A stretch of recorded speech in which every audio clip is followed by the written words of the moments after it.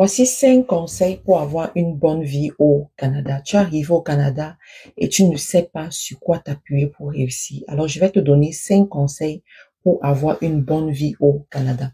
La première des choses, c'est que retourne à l'école. Tu sais, bien qu'au Canada, on va faire la reconnaissance des diplômes, mais les diplômes que tu as eus dans les pays africains ne peuvent pas t'amener loin au Canada. Donc, il est important pour toi de rentrer, te faire former dans le système canadien et d'avoir les diplômes canadiens, même si tu vas te lancer dans l'entrepreneuriat. Parce qu'il y a beaucoup parmi vous, vous voulez directement vous lancer dans l'entrepreneuriat. Même si c'est le cas, retourne quand même à l'école. La deuxième des choses que je te dirais, c'est quand tu arrives au Canada, installe-toi d'abord dans des grandes villes. Ne va pas directement dans les petites villes. Commence dans les grandes villes. Pourquoi? Parce que tu as besoin, premièrement, du système de transport. Je prends la ville de Montréal, par exemple. Le système de transport est très bien desservi à Montréal. Tu as besoin de rencontrer d'autres communautés. Tu as besoin de rencontrer d'autres personnes. Tu as besoin d'être dans un réseau bien ficelé qui peut rapidement répondre pour toi. Tu as besoin de faire tes marques dans le pays. Une fois que tu as réussi dans la grande ville, c'est à ce moment que tu peux penser à aller ailleurs.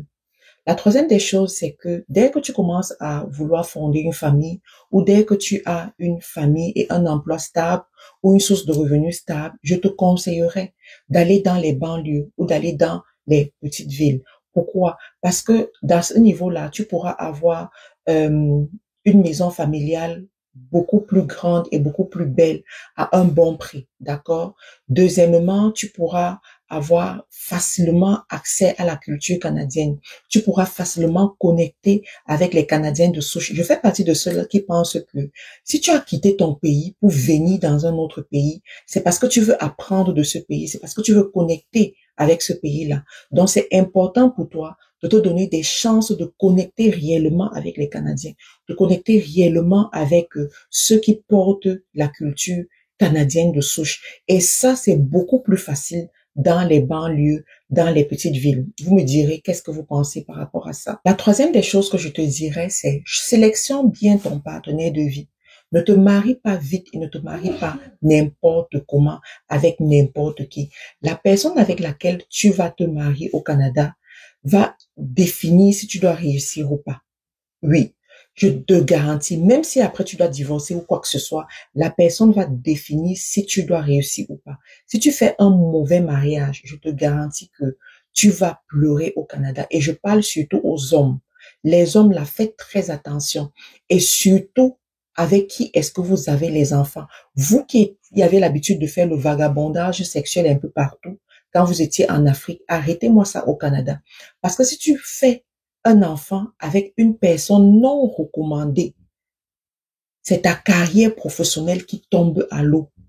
C'est ta fortune, c'est tes ambitions de fortune qui tombent à l'eau. Parce que la pension alimentaire seulement va te dépouiller du peu que tu pourras aller gagner. Et ça, c'est jusqu'à ce que l'enfant devienne majeur au Canada. La quatrième des choses que je te dirais, c'est sors régulièrement. Ne reste pas seulement à la maison.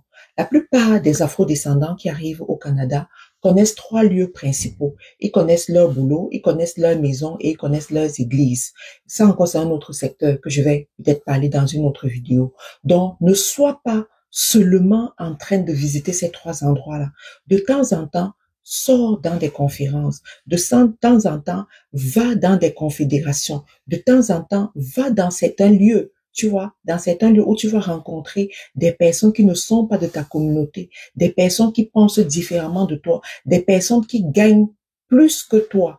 Et là, ça va te booster, ça va te faire comprendre que tu es sur un territoire où il y a des opportunités et il n'appartient qu'à toi de te battre pour saisir ces opportunités. Le cinquième conseil que je te dirais, c'est cherche à avoir au moins 2 amis canadiens de confiance.